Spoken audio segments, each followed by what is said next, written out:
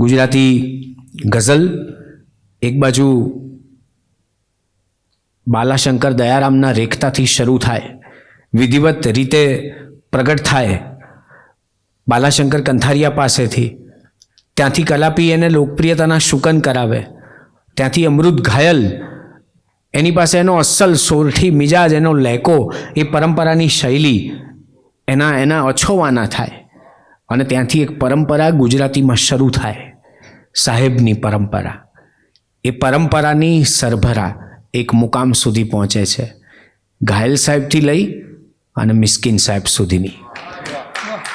તાળીઓના વિવેક સાથે રાજેશ વ્યાસ મિસ્કીન સાહેબને કાવ્યપાઠ કરવાની વિનંતી કરી.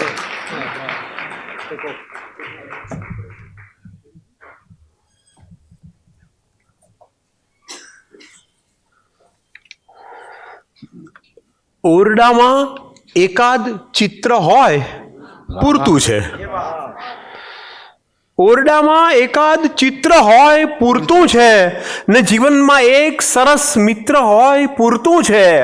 મિલાવ હાથ ભલે સાવ મેલો ઘેલો છે, હૃદયથી આદમી પવિત્ર હોય પૂરતું છે.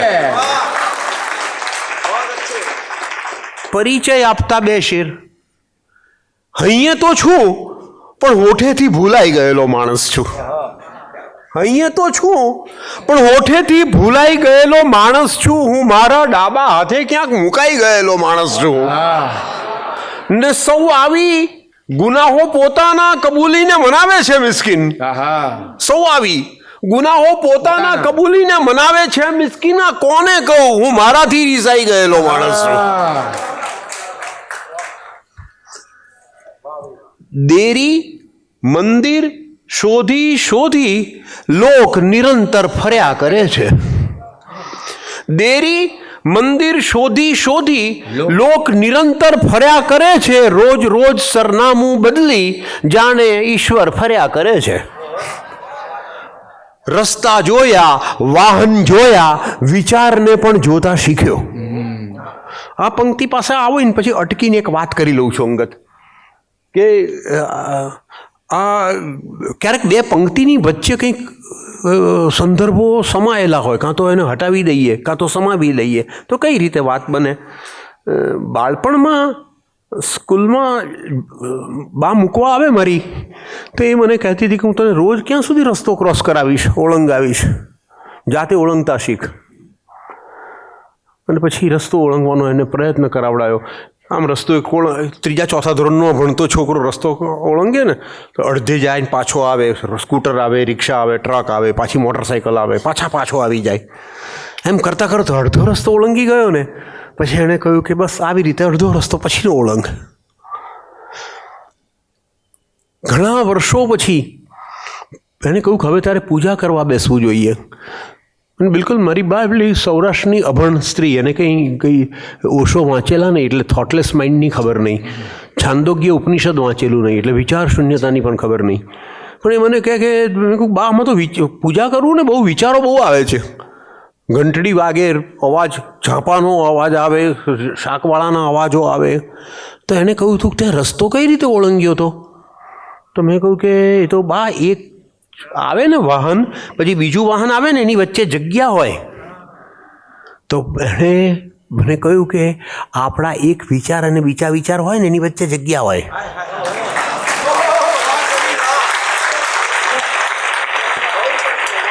બસ તે દિવસથી આ વર્ષો સુધી જોયા કરું છું કે હા એક વિચારને બીજા વિચારને કેટલી બધી જગ્યાઓ છે, ક્યાંય જોડાયેલા જ હોતા નથી. રસ્તા જોયા, વાહન જોયા, વિચારને પણ જોતા શીખ્યો. કોઈ નથી જંપીને બેઠું, માણસ માતર ફર્યા કરે છે. ને પ્લાસ્ટિકની હલકી પવન આવતા કરે ઉડાઉડ પ્લાસ્ટિકની હલકી કોથળીઓ. પવન આવતા કરે ઉડાઉડ પ્લાસ્ટિકની હલકી કોથળીઓ જોયા છે મેં. સુખના છાંટે ઘણાય અદ્ધર ભર્યા કરે છે. ગળી જાય છે બધાય સુખ દુઃખ, ગળી જાય છે બધું ભલભલું. મનનું નામ ધરીને ભીતર ભૂખ્યો અજગર ફર્યા કરે છે. ને દર્શન છોડી પ્રદક્ષિણામાં રસ કેવો મિસ્કીન પડ્યો છે. દર્શન છોડી પ્રદક્ષિણામાં રસ કેવો મિસ્કીન પડ્યો છે, ભીતર પ્રવેશવાને બદલે ચક્કર ચક્કર ફર્યા કરે છે. દર્શન છોડી પ્રદક્ષિણામાં રસ કેવો મિસ્કીન પડ્યો છે, ભીતર પ્રવેશવાને બદલે ચક્કર ચક્કર ફર્યા કરે છે. દેરી મંદિર શોધી શોધી લોક નિરંતર ફર્યા કરે છે. રોજ રોજ સરનામું બદલી જાણે ઈશ્વર ફર્યા કરે છે. તુષારભાઈએ વાત કરીને એ મને તે ઘણા વર્ષો પહેલાં તુષારભાઈ વિચાર તો આવેલો હતો, કારણ કે કોઈકને મેં પૂછ્યું હતું કે પાણીયારા, બુઝારું, ગરમું, ડામચીઓ, તો એ લોકોએ મને પૂછ્યું હતું કે એટલે શું, પણ એ તો અમેરિકા હતું. પછી લંડન નજીક એટલે જરાક લાગ્યું કે અહીંયા ગુજરાતી જેવું હશે. મુંબઈમાં પૂછ્યું, પણ મારે ઘેર મેં પૂછ્યું ને તો મને એ લોકોએ પૂછ્યું કે એટલે શું. એ પછીના સંદર્ભની આ ગઝલ. ક્યાં ગયા ચકચકતા બેડા, પાણીયારા ક્યાં ગયા? ક્યાં ગયા ચકચકતા બેડા પાણીયારા ક્યાં ગયા? ફ્રીઝ વાસીઓ તરસના એ સહારા ક્યાં ગયા? ક્યાં ગયા ચકચકતા બેડા પાણીયારા ક્યાં ગયા? ફ્રીઝ વાસીઓ તરસના એ સહારા ક્યાં ગયા? ને ગામ આખું ગર્વ કરતું તું દિવસમાં 100 વખત. ગામ આખું ગર્વ કરતું તું દિવસમાં 100 વખત. ગામના વડલા સમયે ભાઈચારા ક્યાં ગયા? ને વીજળી નહોતી, ઘરે ઘર માણસાઈ ના દીવા. વીજળી નહોતી, ઘરે ઘર માણસાઈ ના દીવા, અને કોડિયા બળતા હતા જે એક ધારા ક્યાં ગયા? કોણ સાચું? બેઉ પક્ષે મન હવે મૂંઝાય છે. કોણ સાચું? બેઉ પક્ષે મન હવે મૂંઝાય છે. માગનારા ક્યાં ગયા? એ આપનારા ક્યાં ગયા? ને છે હવે મિસ્કીન ટ્રેક્ટર ખૂબ સારું છે. હવે મિસ્કીન ટ્રેક્ટર ખૂબ સારું છે, મગર થાય છે એ વૃદ્ધ ગાડા વાળનારા ક્યાં ગયા?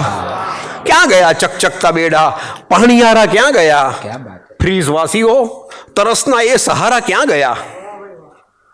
પેલા ઇંગ્લિશ કાફિયાવાળા બેશ એક મતલબ હતો એટલે જરાક કહેવા જેવું લાગ્યું. સ્વાગત.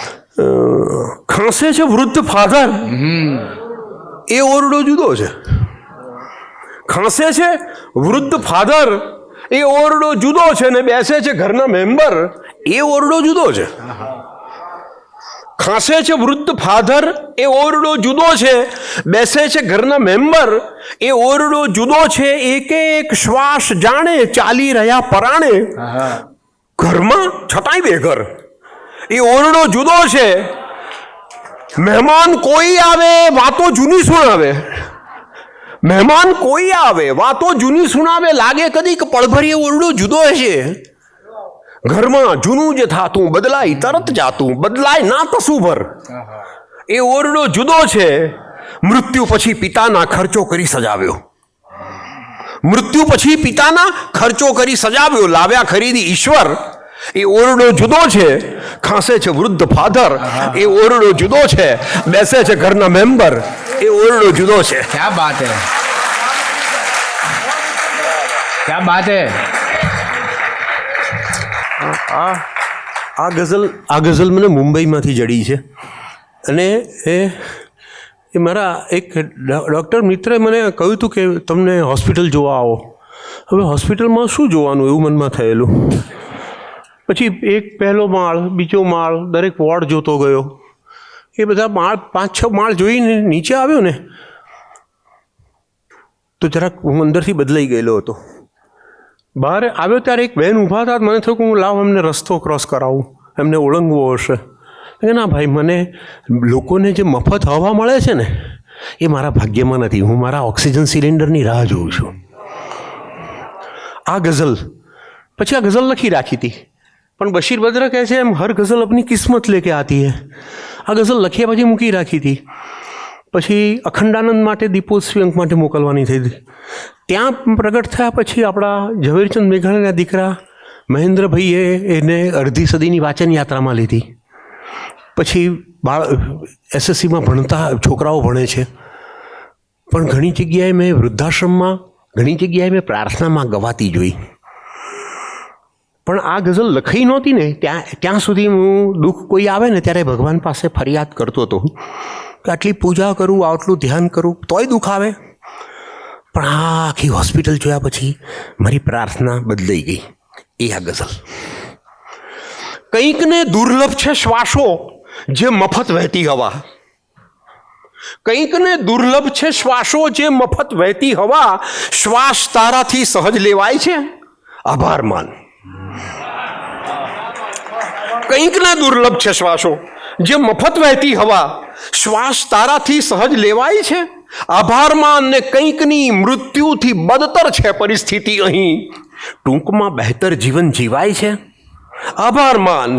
કંઈકને દ્રષ્ટિ નથી ને કંઈક જોતા ધૂંધળું, આંખથી ચોખ્ખું તને દેખાય છે, આભાર માન. કંઈક ઉબાઈ ગયા છે, કંઈક પાગલ થઈ ગયા, જીવવાનું મન પળે પળ થાય છે, આભાર માન. ને એક સરખું જો હશે કંઈ પણ તો કંટાળી જઈશ, વધતું ઓછું આ હૃદય હરખાય છે, આભાર માન. ને જીભના લોચા નથી વળતા ને દદડે આંસુઓ, હોઠ આ ફફડે છે તો બોલાય છે, આભાર માન. વહેણ સુકાયા નથી ને અવસરે શોભે હજી, વહેણ સુકાયા નથી ને અવસરે શોભે હજી, આંસુઓ પણ પાંચમાં પૂછાય છે, આભાર માન. ને કાલમાં સૌ જીવનારા હોય છે પરવશ ફકત, એ ગઈકાલ હોય કે આવતીકાલ, કાલમાં સૌ જીવનારા હોય છે પરવશ ફકત, આજ આ આભારવશ થઈ જાય છે, આભાર માન. કંઈકને દુર્લભ છે શ્વાસો જે મફત વહેતી હવા, શ્વાસ તારાથી સહજ લેવાય છે, આભાર માન.